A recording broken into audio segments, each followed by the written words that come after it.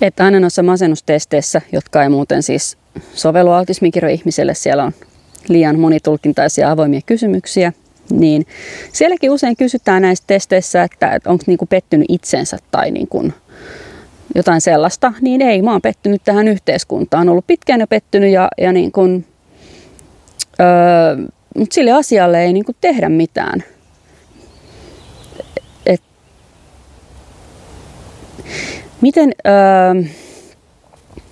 Miten tavallaan autismikirjo-ihmistä voidaan hoitaa niin sanotusti terveemmäksi tähän yhteiskuntaan, kun vika ei ole yksilössä edes itsessään, vaan tässä yhteiskunnassa, jota pitäisi jotenkin kuntouttaa ja terapioida ja kouluttaa autismikirjosta. Ja niin kun,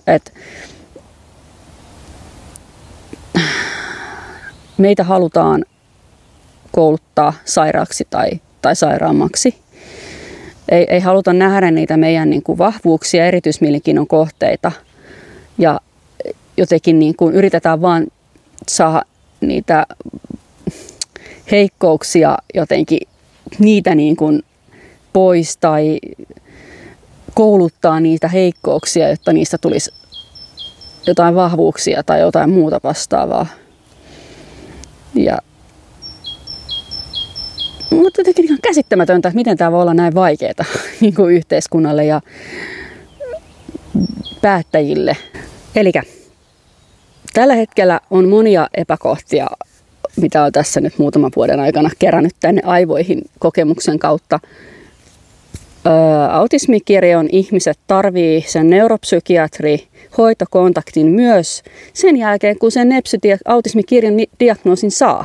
Ei voi olla niin, että me pudotaan pois sieltä ja ollaan enää yksityisen varassa, koska meistä moni tarvii erilaisia kattavia lääkärinlausuntoja, kun moni on työkyvytön työnhakija. Me tarvitaan myös lääkäri, joka osaa ottaa huomioon nämä liitännäissairaudet ja ylipäätään ihmisen, joka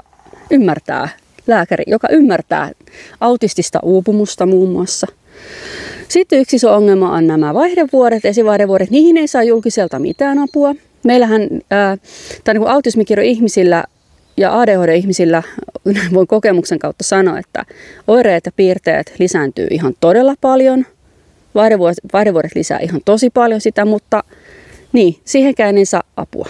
Ei ole olemassa Suomessa luultavasti gynekologia, joka olisi erikoistunut autismikirjoon ja ylipäätään nepsyihin.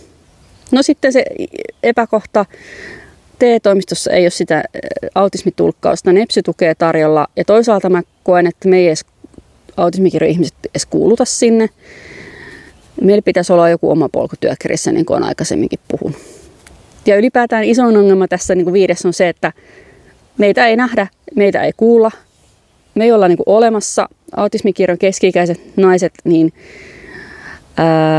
me kamppaillaan yksin näiden vaihdevuosien ja syrjäytymisen ja niin kuin kaiken tämmöisen kanssa. Hirveän paljon on erilaisia epäkohtia, joihin pitäisi nyt alkaa puuttumaan.